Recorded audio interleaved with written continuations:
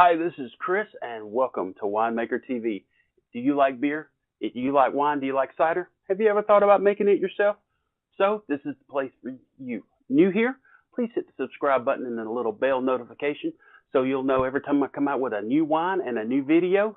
Also, I've got a Facebook group, Winemaker TV, and the link will be in the description below, so please join that, and so we can share recipes, tips, tricks, and whatnot, and just be a community.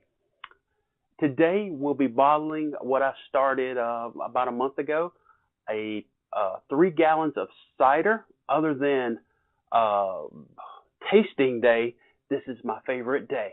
So we're going to show you how I bottle my 3 gallons of cider. So stay tuned.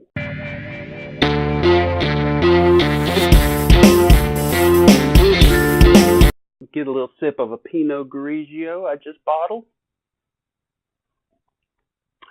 Oh, that's good. All right, what you will need on bottling day, how I bottle, you'll need a case like 24. I use these Grolsch style swing top bottles. I got these.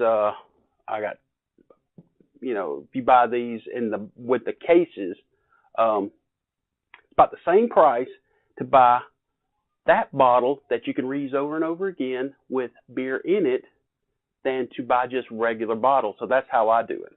I also have a bottling bucket. This is a food grade bucket that I drilled a hole and made the spout, and I did this myself. And also, to get the cider from the fermenter to the bucket, you'll need a racking cane. So you'll need your racking cane that's still dripping from where I cleaned and sanitized it. So that's the equipment we'll be using today to bottle our cider. Again, it'll be about 24, and we'll get this started, and we'll be right back. Okay, I will be bottle conditioning this cider today, and what that means is I will be adding a teaspoon of just sugar, just regular old sugar, to each bottle before I bottle it. So there's 24 bottles, so we'll be adding enough sugar to add a teaspoon to each bottle. So I'm going to go ahead and add that teaspoon to each bottle, and then we'll be right back to get ready to bottle this. And I've already transferred my cider from my fermenting vessel. You see that's called the lees. That's the leftover yeast and whatnot. You can't really get it all. So I suggest as soon as you are finished bottling and racking, clean your equipment. That cake will be harder to get out once it's dry. So we're going to add the sugar to the bottles, and we'll be right back.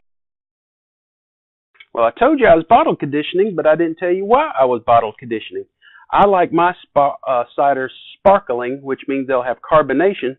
So we'll add a little bit of sugar, a teaspoon of sugar, to kickstart our cider into production again, which will release carbon dioxide, which gets dissolved into the cider, making it sparkling. So I'm going to finish up here, and then we'll be right. Now all that's left is to add our cider to our bottle. So you want to fill it up right up to the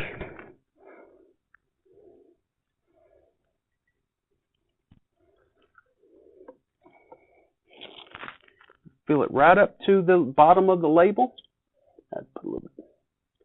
So I'm going to finish these up, and we have finished bottling. It came out to be 24 bottles of cider. So this will be bottle conditioned in the bottle for a week, and then I'll stick it in the refrigerator to cold crash it.